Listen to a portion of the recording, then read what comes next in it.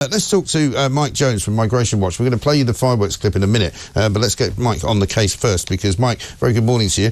Story in the Sun today saying that migrants are moving to housing because they don't like the Bibby Stockholm. 400 of them being moved to Wolverhampton.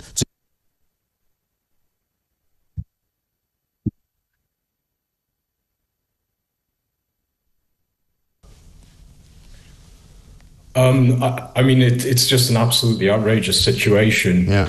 You know, more than 30,000 people have crossed the channel this year. That's a 24% increase on this time last year. Now, what's really astonishing about this is the authorities have actually started to turn the screw on the illegal migrant gangs. Yeah.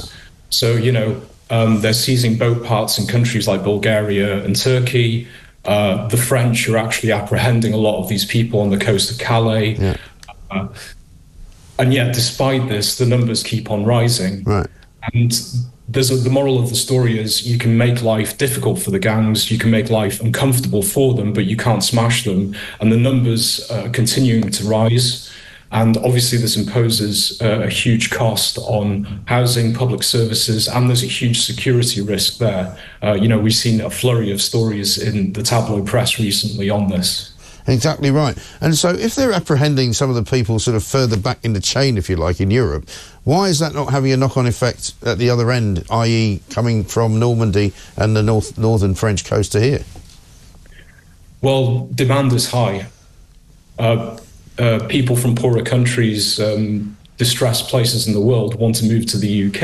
Right. And the gangs won't cease their operations if you make life difficult for them. What they will do is they will take more risks with the lives of the migrants themselves. Yeah. They'll stuff them into boats like, you know, sardines in a can. And, you know, perversely, more people will die if you start to crack down on the gangs, because the gangs themselves don't take the risks. They outsource the risk onto the migrants. The only way to stop this is to make their business model redundant. And you do that by deporting people who arrive here illegally, because nobody's going to pay the fee. Right.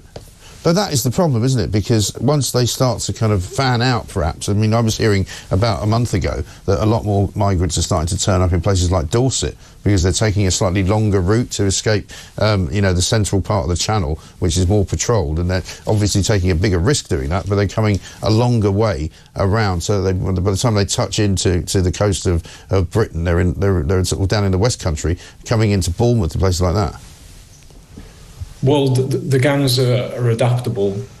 You know, they're amorphous, they're quite flexible in their operations, and they're very well organized and they're well armed. And, you know, some of the gangs have quadrupled their fees. Right. Simply because the demand is there, and they've had to increase the fees because of the disruption to their supply chains, but it's a very healthy source of income, and they'll try to find ways around this.